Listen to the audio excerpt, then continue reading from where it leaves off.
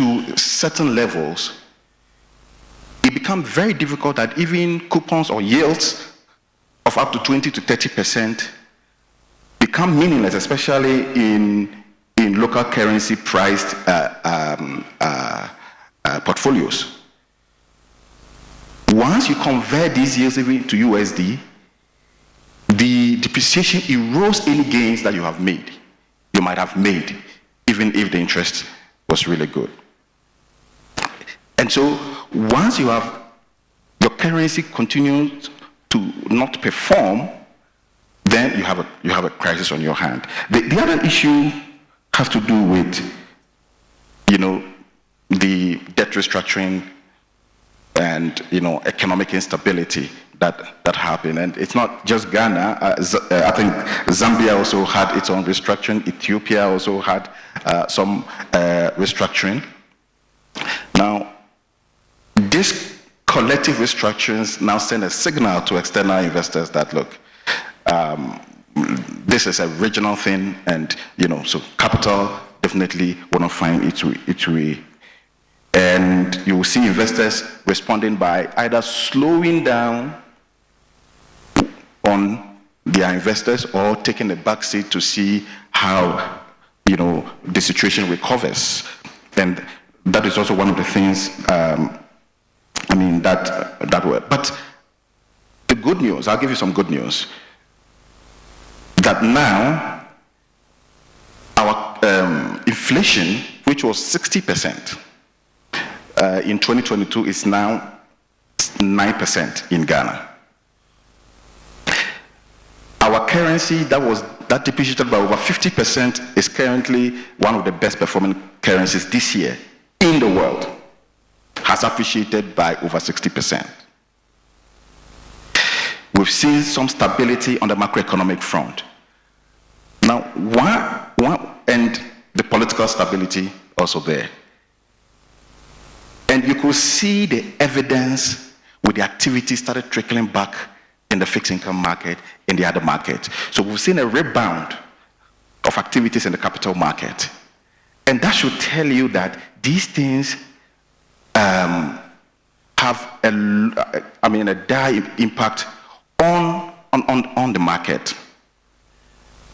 When it comes to political instability, sometimes when we're having these conversations, I wish we have the politicians in the room, the African leaders in the room, to know, so we can let them understand, maybe they don't know, that their actions affect the stability of our market. Because anytime there's an elections, investors take a backseat. They slow down because of the fear of policy continuity. And so if we can have these people in the room like this and let them know that, look, elections happen not just in Africa. Elections happen everywhere in the world. US treasuries do not tank during election period. Investors do not move away from US treasuries during election period. Why is it that every time there's a let's say on a tenterhook, and one instability in one African country have a dire impact on other African countries because they treat us as a regional bloc? And so these are some of the risks and how they manifest in various forms in our market when we're dealing with them. Thank you. That's full of wisdom. Like, you addressed exactly what I've been thinking about, like what happens in one country translates into, or it's contagious to the other countries, or the actions of one country basically impacts how Africa is all being looked at. It's a wonderful experience, and it's the same story across Africa. Most of the sub-Saharan Africa, it's been the case. And with that, I would like to move to Director General Hannah Teleku of Ethiopian Capital Markets Authority. She has held a very successful second Capital Markets Summit just last week itself, attended by more than 1,000 attendees, delegations from Nigeria, Kenya, and several other countries. And I distinctly remember you appreciating the Nigerian team for providing that immense support in showing up all strong and supportive. I'd like to have a question for you on regulatory standards and tax efficiency, human capital. As ECMA develops its frameworks, how are you ensuring our regulations are benchmarked to global standards to facilitate coordination with African markets? And further, how is authority advocating for enabling environments, specifically regarding tax efficiency? I'm not sure how many countries we have tax treaties with, and if we're looking for investment to come, we should be looking at that aspect. And not just also tax rates, but also efficiency and treaties and administration. So specifically, how should we be positioning ourselves to mobilize investment in lieu of what I'm just asking? Thank you so much. Good morning. I am Hannah. As the introduction states, I am the Director General for Ethiopian Capital Market Authority. Before I dive into the questions directly, I'd like to give you a brief introduction of Ethiopian capital market, because I see speaking with CFA holders and not discussing this would be not to the best interest of our market, because we have a lot of human capital needs. If you're interested in Ethiopia, we want you to come and explore the option for you to be part of this. First and foremost, the Ethiopian Capital Market Authority to advance human capital in Ethiopia, which we needed so much, because the capital market has just begun. Sometimes I feel kind of shy to be on the panel like this one. For example, we have Kenyan regulator here. They have been in operation for over 70 years. My market is only 3 years old, so sometimes it doesn't really make sense, but we've learned a lot of things while building a market from a ground up. So we've just started, as I have mentioned it. It has been only a little over 3 years since the establishment of capital markets in Ethiopia in a regulated manner. We have advanced in many ways because of the support of other markets, Kenya, Nigeria, and Ghana. We've visited most regulatory institutions and actual operations in Africa. So we have, in my opinion, achieved in a very short period of time, whereas the jurisdictions basically achieve maybe over a course of a decade. We have technological supports, we have the exchange with fully automated trading system. We have a CSD that is domiciled under the National Bank of Ethiopia, but it can do everything that you can think of as CSD. It does clearing, it does settlement, it does depository. It's fully automated. It has now, it will soon have an investor side for basically so that investors can have a direct access to the CSD to basically increase the participation from both retail and institutional investors. We have a good regulatory framework. I'll speak about it in a very short period of time. I tried to be brief. When we write our regulatory frameworks, we were very cognizant. One is international standards and principles. Before we even dive into the wordings and the writings of the regulatory frameworks, we were very cautious to study what are the basic principles where everybody accepts in the operation of capital markets. So we try to study IOSCO principles and other non-capital markets, but which have direct or indirect impact on the operations of capital market. If you see accountings, auditings, IFRS, advanced standards on accounting and auditings, and other principles, ethical and professional standards we've studied, and we've engaged with those authorities as well. Some of them are a little far from the actual operations of capital market, but they have a huge impact on financial and capital market operations. We've studied those as well. The other thing we've done in terms of building our regulatory frameworks was studying benchmarks, particularly African benchmarks, like, as I've mentioned several times, we've traveled to, I'd say, a handful countries in Africa. We've been in Nigeria a couple of times. Dr. Agame is one of the champions of the capital market development in Ethiopia. We've been in Kenya, we've been in Ghana, we've been in South Africa, you name it. We've been in too many jurisdictions. One, to see and copy some of their regulatory frameworks. There is no problem in copying. And the most important lesson we've taken from this jurisdiction is how this, on the surface, seemingly similar regulations, but how it actually translates into action in different jurisdictions. Mostly our regulations are, I would say, more or less similar.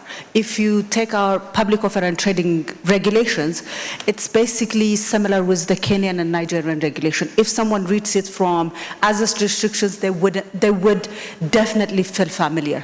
But what we see is not really the wordings of the regulations, but how, when they translate into action, where they interact with the context of those jurisdictions, with their macro situations, their human capital, their regulatory commitment and their regulatory approach, it translates into a different thing than we anticipated to be. So when similar provisions, similar practices translate into that, we wanted to then study our own context and see how that can be translated. So that's where we are now in the development. I'd say the regulatory frameworks we have are more or less compatible with most jurisdictions in Africa and global standards. The other thing we've tried to do is making our capital market as open as possible, even way before the financial and economic reform in Ethiopia, because it happened late in July 2024, as you know, the reform. But the proclamation, the capital market parent law was out in 2021. Back in the days, the capital market was open for both domestic and international participation, whether it's from the continent or internationally.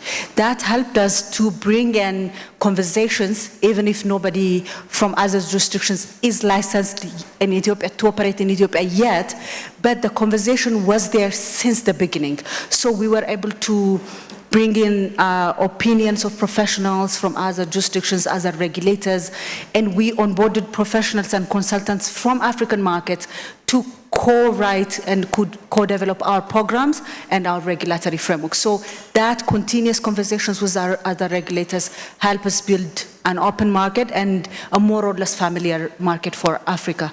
And in our events, we bring in, as you said, like our second regional capital market summit. We had 10 plus African countries participated, both from public sector and private sector. They have been speaking on the summit. They have engaged with our institutions, our licensees, our issuers, our investors. They basically told us what have worked in other jurisdictions and what haven't, so that people are ready in terms of both the prospectuses and risks of being part of a capital market exercise. So that basically gives both local and international participants the confidence they need to operate in the Ethiopian market. But the critical question you've mentioned is that how we can integrate African market. As I have said earlier, I don't think it's about our specific capital market operation regulations. I'd say there are 2-3 reasons that might be a challenge, and we should intentionally work towards those innovations and those interventions to make sure that we are integrated. One, the level of regulatory capacities we have. For example, we only have one CFA holder, that's FASO, and we have South Africa with over 2,000 CFA holders and thousands on the pipeline. Our regulatory approach is a bit different. Sometimes we have progressive regulators, we have different kinds of regulators across the continent. So it's basically trying to match, at least have a continuous open conversation between regulators to kind of bring in our capacities and approaches to regulation to a similar, I'd say, to at least not a strange or a very divided kind of way. The other one I'd say is technology plays a huge role in terms of streamlining participation, because at the end of the day, the purpose of this integration of the market is free flow of professionals, free flow of experts, free flow of capital, and free flow of listings across the continent. So we need to make sure that we have the right technologies that are integrated across the continent. Of course, the African exchange a program is really one of the initiatives we have. Other broader programs like African Continent Free Trade Agreement, other associations like the East Africa Securities Regulators Associations, the African Association.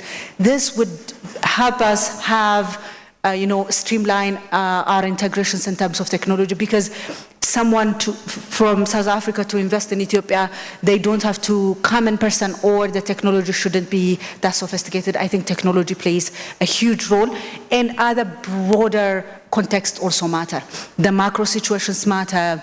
I'm very glad that you started a conversation with Ghana. That's a very inspiring experience. I think we learn a lot of things from them.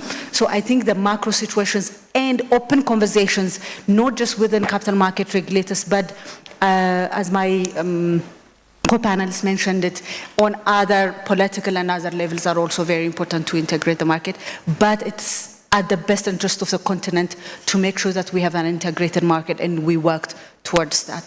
Thank you. Thank you, Director General Hannah Teleku. This is really good, and you've already explained about the openness to receive investments and making our markets open. One of the issues that were raised from the last Capital Market Summit, the second Capital Market Summit last week, was how to be able to attract FPI, foreign portfolio investments, into Ethiopia. That discussion for me was a bit difficult because I understood what Mensah just explained Ghana went through and what that means when currencies are not stable and policies are not aligned, that foreign portfolio outflows are really dangerous. So I think one of the things I was thinking during that conversation was how to attract diaspora FPI instead of just a broader FPI. So my next question is for Dr. Agama. I would like you to tell us Nigeria's experience and how Nigeria has been a magnet. Nigeria has been, for a long time, been a magnet for portfolio inflows, or portfolio flows from the diaspora, and has historically served as a vital counter-cyclical source of capital when global investors retreat. So tell us, what are the key lessons that have emerged from Nigeria's experience in attracting portfolio investment from diaspora, and do you view this approach, starting potentially with diaspora participation, as a viable model for African markets currently exploring FPI? Dr. Agama. Very much, CFA Society, for inviting me to this very important event, and indeed having the opportunity to judge with co-regulators from Africa. The Nigerian capital market has come of age, and principally because, we've done a lot of stuff, and we continue to do new things. But primarily because we know what the market is and the value of the market in terms of the provision of capital, particularly long-term capital. And I've often said for a construction site is capital, not just capital, long-term capital, patient capital, and immediately run out. We do not need speculative capital in Africa. We need permanent capital. We need patient capital, capital that runs deep into the nerve centers of our ability, construction, and opportunities. And that is very, very critical. But speaking to a very important, factor that is actually a stability anchor.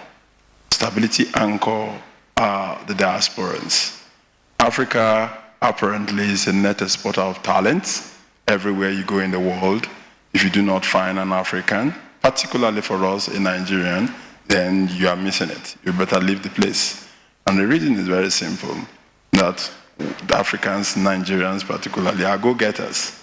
We go for it. We do not waste our time, beating around the bush. So, what do these people do? They earn money. Of course, in the United States of America, which is the benchmark, Nigerians as diasporans are one of the greatest foreign exchange earners in that country, besides being one of the greatest talent producers of that country. And we are everywhere in the world. We also have a demography that is second to none. Over 70% of our population is below 30 years of age.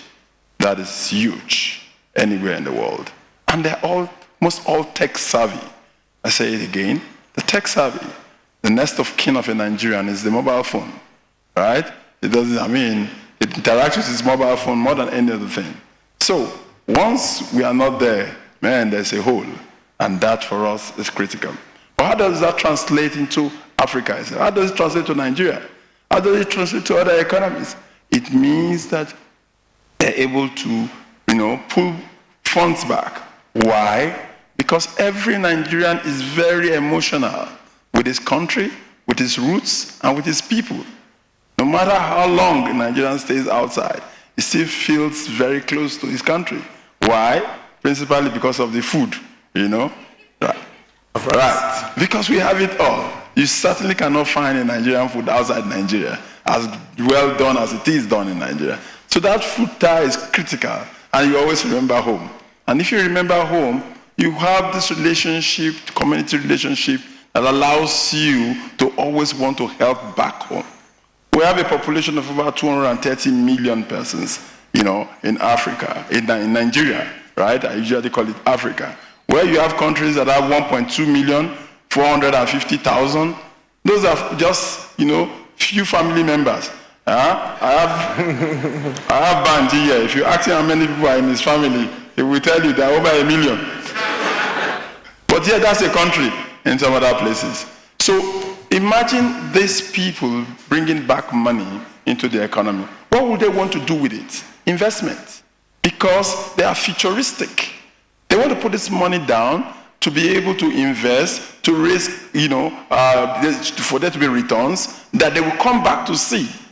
For us, it's clear that you can't be a Nigerian and not be able to come back home to a beautiful place to stay after you have sojourned, somewhere else. And that comes out of your investment income.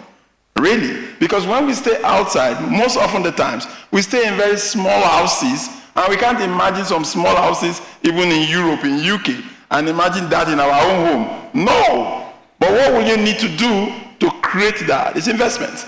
So that is fantastic and important to us. The other thing is trust. Building trust. That trust is important, that back home, there is a trust of what you are doing.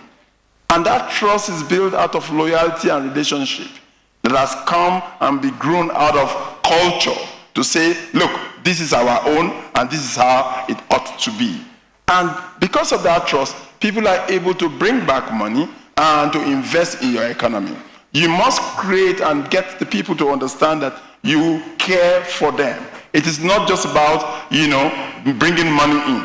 That money, how does it translate? How do you convert that money into something tangible that changes the parameters or changes the status quo that does exist? So diaspora funding is important. You also need to make them understand that they're important. Their value, and the value that they are creating is changing, the environment.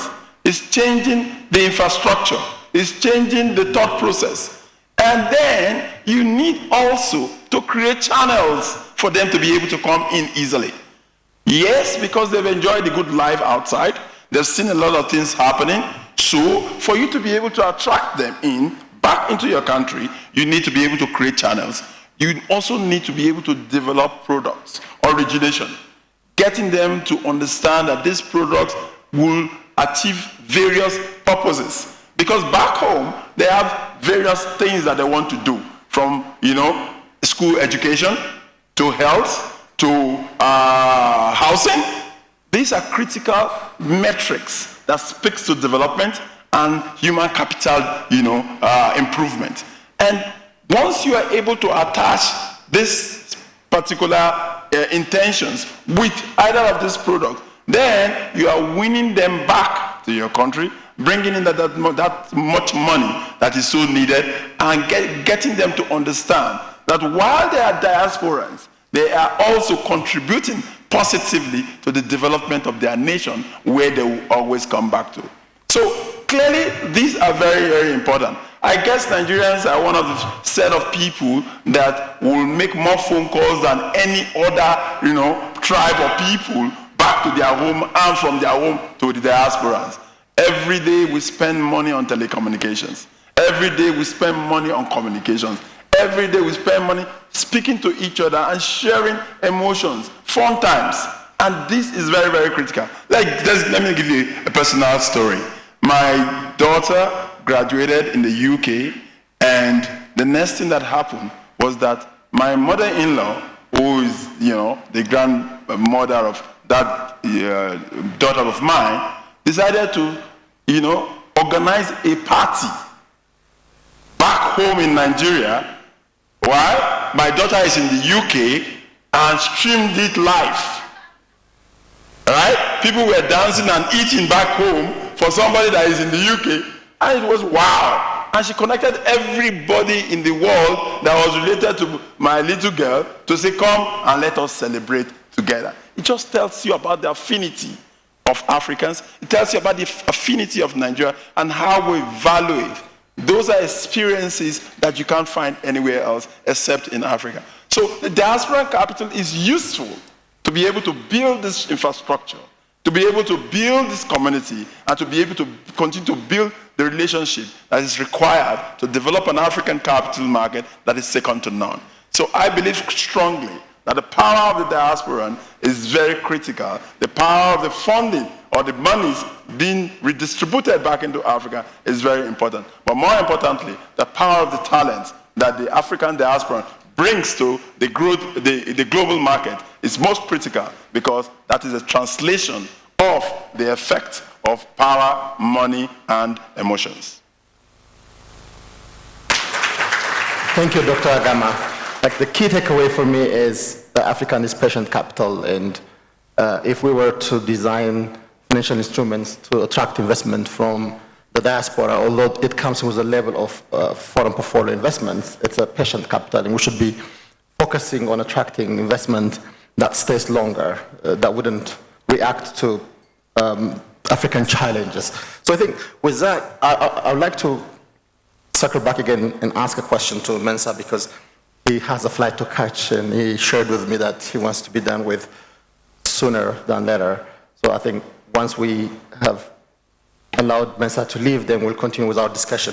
Mensa, Ghana is consistently viewed as a stable and reform-oriented.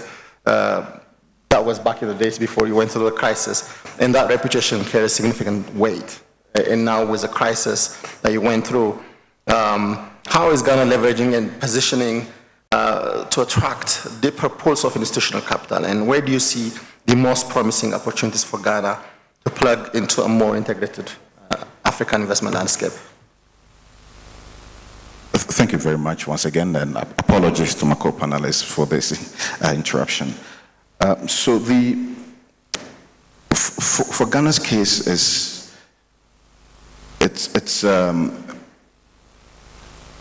pretty simple thing that we're doing. We have a new leadership of the SEC that is more market-oriented.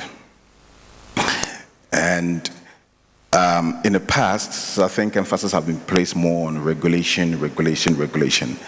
I'm not saying regulation is not important. I mean, for a market as sensitive as ours, you need regulation. You need to make sure that people are doing the right thing. And so regulation is very important. But sometimes regulations still for innovation and creativity. And you realize that one of the challenges we have on our market is lack of alternatives for the market.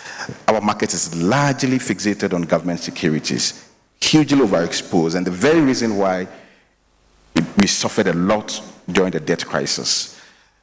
And so you need a market that can diversify away from its exposure to government instruments, and that's exactly what we are doing, and that's what I mean by being more market-oriented.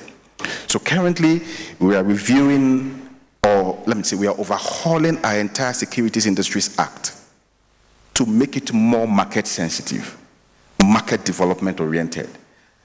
And so once the review is completed, hopefully Q2 next year, we'll see it will allow the market to innovate around certain investment portfolios that currently exist and the current policy infrastructures that we have in our market. And so that's one thing that we are doing. The second thing is that we're also doing is that we as a commission are also actively involved in market development, and so we're bringing up new products, on the market. As we speak, Ghana is our virtual asset service providers bill, that is our crypto bill, is in Parliament, and it's at a later stage in Parliament, and hopefully the bill will pass soon. That in itself will bring a whole set of opportunities for our market. We're done with our guidelines on forest trading, not the usual forest trading, but the digital forest trading. And it's a guideline that CFA had the opportunity to review. So I want to thank CFA Ghana, who reviewed our forest trading guidelines for us in Ghana. And hopefully we're going to issue that guidelines very soon. That is also going to bring us a certain level of activity in the forest trading aspect and digital investments on the market. The other thing that we're doing, we're done with support from AfIC. We've completed and issued our guidelines on green bonds. And next year we're working together to build capacity for the market to ensure issuances. We received some interest in the market, especially in the financial sector, to issue some of these bonds. And so we're going to be building capacity in Q1 next year of the market to be able to come up with these issuances. We are also doing, or we're almost at the latter stage of our asset-backed securities guidelines. And here we're talking about gold. One of the things Ghana has a lot is gold.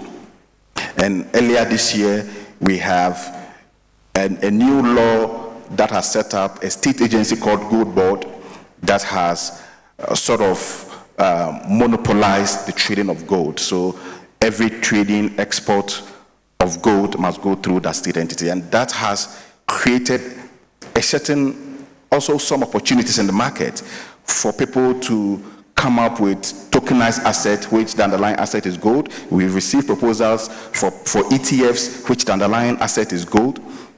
And so we've seen the interest of the market in that sector as well. And so we're developing some rules to be able to guide the market to develop those alternatives as well.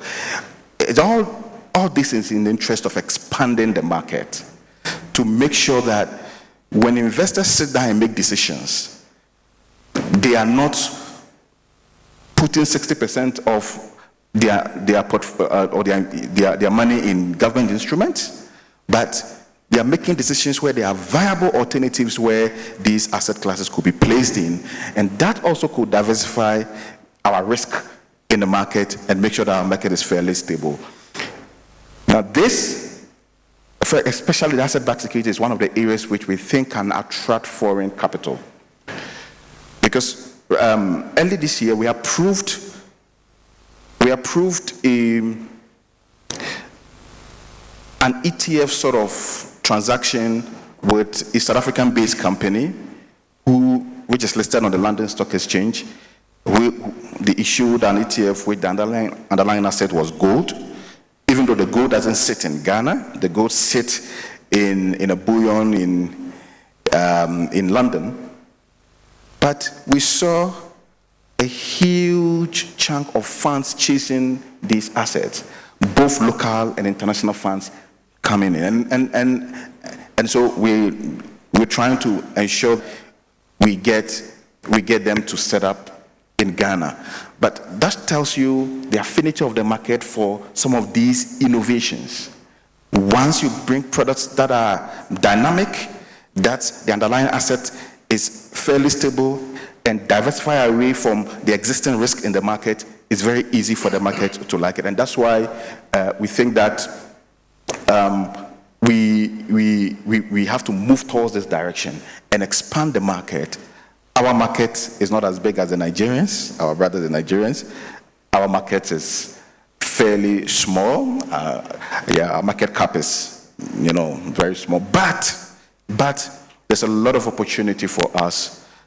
And we're working closely with the government also, because government has demonstrated some some support for the growth of the capital market by ensuring that the policies that emanate from government that has impact on the capital market, those policies are well thought through.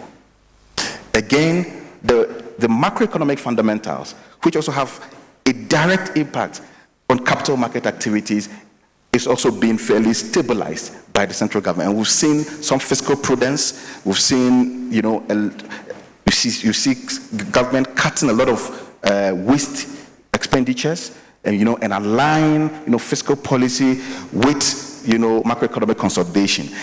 And that in itself also, gives us, as a regulator, we sit back and it gives us a platform that once the foundation is strong, then we can build on those foundations to ensure that we provide a market that is viable, accessible, inclusive, and provide alternatives to the people of Ghana and even Africa.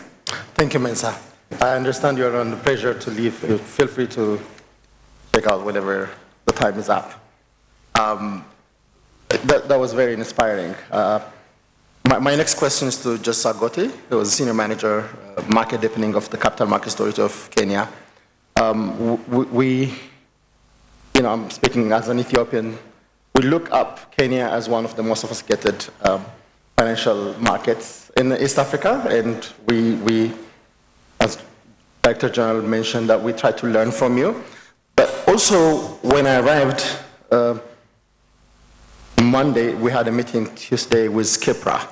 And when the leader at CIPRA explained to us what Kenya is facing, our challenges looked eerily similar. You're having similar challenges. And now my question is, Kenya has a sophistication, yet like many other African countries, it faces the limits of its bank-centric financing. And your capital markets are has been challenged. Now, looking across the continent and globally, which capital market tools or market development approach do you believe Kenya has not fully leveraged? And what can be adopted from peers to unlock the scale of financing that's needed forward, not just only in your bank-centric, but also in your capital markets? Justice, please. Thank you very much. Good morning. Good morning again. Let's stand up for a second. Seems like the energy levels are a bit down. Please, for a second, let's stand up.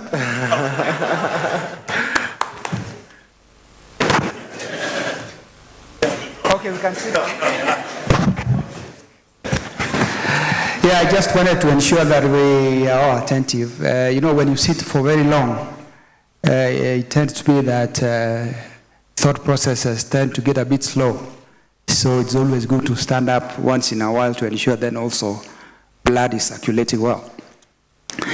Now, I want to take this opportunity, first of all, of course, to thank CFA Africa, of course, including CFA Kenya, for putting together this very good session to discuss issues around the financial sector in Kenya. I have to admit I'm liking the theme and the colors I'm seeing in front of me. The African theme is really coming out very nicely. I also wanted to welcome you to Nairobi. Of course, we are always welcoming as Kenyans. So if you've come for 2 days, please add another 1 or 2 just to enjoy the environment and go back to tell other Africans and other citizens of the world what Kenya is about. So directly to the question that was asked on what possible areas of improvement are for Kenya capital markets, I just wanted to indicate that there is always room for improvement. They usually say even when you get very old, it's always good to have a magazine, a newspaper, a book to look at. So then you can learn 1 or 2 things, because the moment you sit somewhere and you just don't enrich your mind, then it is very easy for you to shut down. So therefore, as CMA, here is a list of some of the things that we're doing. 1, we are very deliberately looking at how to improve our strategy. We just had our strategy end last year. We are now on a new strategic plan, but we're also putting together a capital markets plan in consultation with the industry. And in that strategic plan, of course, there'll be a chapter that talks about monitoring monitoring whether we are actually improving, which is an extremely important element of looking at where you come from and where you're headed. In fact, I would want to encourage our colleagues from Ethiopia. That is one of the things that we'll have to monitor quite a bit. Otherwise, you say that we are quite old in this space. We are trying to now advise you as a bigger brother. So monitoring will be a very important element of what will be happening in Kenya, even as we develop our strategic documents. The second aspect is on continuous consultation. So as CMA, we have made it very deliberate to continuously engage and consult with our market stakeholders, and even collaborate with our parent ministry, the National Treasury. And you can see rarely a month passes without us having a forum where some of these stakeholders are actually in attendance. So continuous consultation so that you ensure you're on the same page as a regulator and also as an industry is an extremely important aspect. The other aspect I wanted to mention is on innovation. And so as CMA, we have what we're calling a regulatory sandbox, where if one has a new idea they think can fly, it's brought to that environment where there is limitation in terms of how much and what you can do before roll out to the rest of the market. So a sandbox is a very important aspect in the aspects around innovation, but I also want to add that technology is also key. Of course, there have been elements of AI also coming into this space. And as Kenya, I think we may have to figure out how to appropriately apply AI in all operations. But what I wanted to say specifically on technology is, going forward, a lot of the issuances we are going to have in this market are going to leverage a lot on technology. I can tell you for a fact, for example, the East Africa Breweries bond issuance that happened recently used either RTGS or mobile phone-based application for issuances. So there was no payment of cash, manually. It's all electronic. And the oversubscription was around 152% within a short period.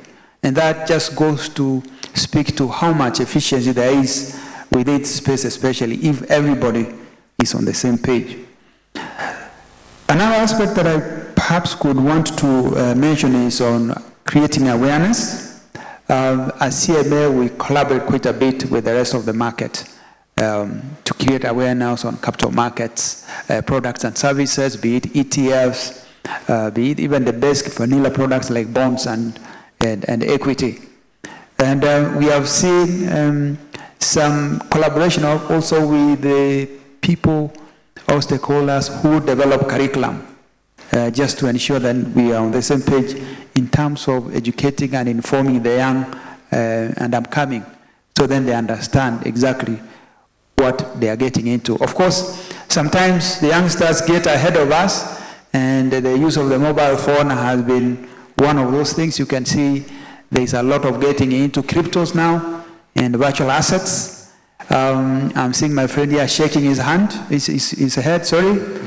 But yeah, I think he has a different view on investment in digital assets.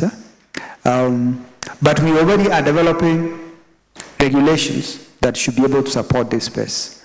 Somebody was telling me that Bitcoin was around a few cents of dollars in 2015. It is now, millions, over 10 million Kenya shillings or dollars. I'm not too sure because I don't trade in that space. But I can tell you, but then who knows how much a Bitcoin is right now? A unit of Bitcoin? Yes? $8,000 or Kenya shillings? Dollars. Okay. Clap for him because he actually invests in Bitcoin. I think it's enough evidence that we are doing very well. He's saying he doesn't know, but he knows the pricing, which is very good. That's how you start to gain knowledge. But what you're saying here is, when something new comes up, and some of us don't seem to understand what's going on, it's always good to try to figure out or find out what is it, how does it go, so that even if you don't invest in it, at least you have the knowledge. Somebody cannot scam you, all right? Somebody cannot take advantage of you. And that is the spirit against which we are trying to do this. Lastly, there is a lot of engagement at the local and international level that we are doing. So what happens is that we have a lot of engagement with diaspora. Recently, we had our market stakeholders go to the US, I think during UNGA, to engage with the rest of the international community to figure out which are the potential projects that could be invested in Kenya. Even at the local level, there is a lot of engagement going on, even as I speak here. So overall, as CMA, we are facilitator. We are not the boots on the ground. Of course, we have a capital market development mandate, but we have to draw a line so that we know where does our role end and where does the role of the industry start. Otherwise, if something goes wrong, you will find yourself being mixed up and being hanged together. And that is something we want to avoid over the long term. We would want to encourage our stakeholders, if you have not invested in capital markets, the capital markets industry in Kenya is one of the areas to look at. And because I'm talking to professionals, if your funds are 78% in land or in a fixed deposit in a bank somewhere, know that you need to press the emergency button and do something about it. Thank you. Thank you, Mr. Agoti. That was very good. I think we need to approach what comes across to us with open-mindedness, and I'm glad that you're inspiring us to experiment in the interest of finding solutions and making sure that we're not missing out on opportunities or others are not taking advantage of us. I understand when we ask that question, you're a regulator, but also understand that the role of regulators is not just to regulate in African context, also is to market, to develop the market, and that development market is where I was getting at, but thank you, you've answered that for me. My next question is to Sambea Magulu, who is the Director, Research and Market Development of CMA Uganda. I had two questions for you, but the first question I had was about like risk perception and African risk premium, which has already been widely discussed yesterday, and I don't want to drag us into that conversation. But I think the important conversation that I'll have to have with you and ask you is a follow-up from our research on capital formation in Africa, the case for private markets. One thing that emerged when I read the report for Uganda, if Al is here, he would help me with that, is fund domiciliation. And I'm asking if fund domiciliation is emerging as a strategic frontier for African capital markets development, with jurisdictions like Mauritius leading through tax treaties and regulatory predictability. What opportunities do you see for African countries, including Uganda, to strengthen fund domiciliation frameworks, and how critical are tax treaties and cross-border regulatory alignment in building this competitive position? Amaya, please. Thank you very much. Good morning, ladies and gentlemen. Ladies and gentlemen, good morning. That sounds better. Dixon Sembuya, Director, Research and Market Development, Capital Markets Authority. First and foremost, I'd like to extend gratitude to the various CFA societies for putting together today's the two-day event. I think they do deserve a round of applause, ladies and gentlemen. Before I actually get into the questions, I'm also very delighted to be back in Nairobi. Nairobi is my second home. I spent about 30 years here, so I do speak the local languages. I mean, my worldview is to a very large extent shaped by, what I learned here, so I'm very delighted to be back in my second home. And to my specific question, but I think I won't run away from the risk perception question. You'll just allow me to touch on it very briefly, and just to provide a bit of context around, that perceived Africa risk premium. I think I was looking at a report by Consult Africa Practice, which indicated that on average, Africa loses about $4.2 billion as a result of additional interest rate payments. And other sources put it at about $70 billion per annum. And I think I also saw a study by Moody's on investment losses. And that particular study indicated that for the African infrastructure asset, the loss on that is about 1.7%. If you look at Latin America, it's about 13%, and Eastern Europe is about 10%. Okay, but if you look at the cost of borrowing for African countries, in spite of what the actual loss is, the cost is a lot higher than Latin America and Eastern Europe. Okay, so there's this perceived risk around Africa. Okay, really imagined. And just to share a bit of information, I've been part of a discussion together with my good friend here, Justice, and the whole idea has been: do we set up an African-centered credit rating agency as a way of trying to deal with, that perceived risk? Have a rating agency that understands the nuances around doing business in Africa. I mean, if you look at the big three, the Moody's, Fitch, I think the models are so aligned to the American business environment, and then even the Europeans have been trying to set up something similar because they realize that the big three have a bit of a bias based on their perception of the business environment as far as the US is concerned. But I think on that, data is important. We need to put out as much data as possible, high frequency data, granularity, etc. We also need to put out a narrative around the investability of the African continent. I think we need to tell our story a lot more loudly. We need to proactively engage, so that we correct that misperception around, the African risk premium. So I'll go straight to my question now on domiciliation. I think from the Ugandan perspective, we do realize that, well, Mauritius is well established. Kenya is the regional financial hub. And so the question that begs for answers is that what can we as Uganda do to make ourselves an attractive center for domiciliation of funds? Number one, the regulatory framework, very key. I think we just need to have a regulatory framework that is as facilitative and as enabling as possible. I think you need as much flexibility within your regulatory framework, and we're working towards ensuring that we have a regulatory framework that is as facilitative as possible. Then the other thing is that we also need to have a niche. Kenya is the IT hub, fintech hub for this region. So the question then becomes, how can Uganda position itself? And speaking to lie, I mean, we're the food basket for East and Central Africa. I think we are an agricultural hub. And I think if we're able to position ourselves as either an agro-processing destination, we also have quite a bit of mineral wealth. I mean, if we're able to position ourselves as well as a commodity center, I think that can be a way of, attracting funds to domicile in our jurisdiction. Then lastly, there's been a move towards integrating East Africa. I mean, harmonizing our regulatory framework. There's a lot of collaboration from the regional perspective.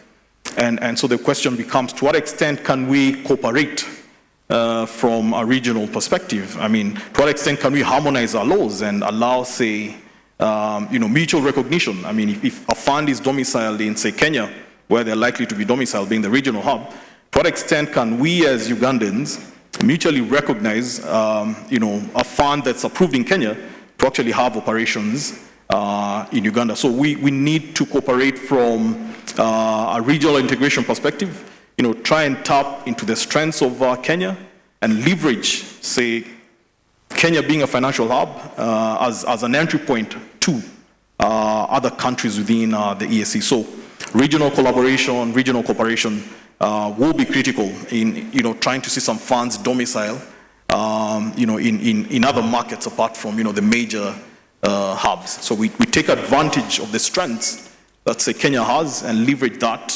to push out or fan out into other markets. Yep. Thank you, Sembuya. That's very good. And this actually giving me a transition for my next question to Dr. Agama.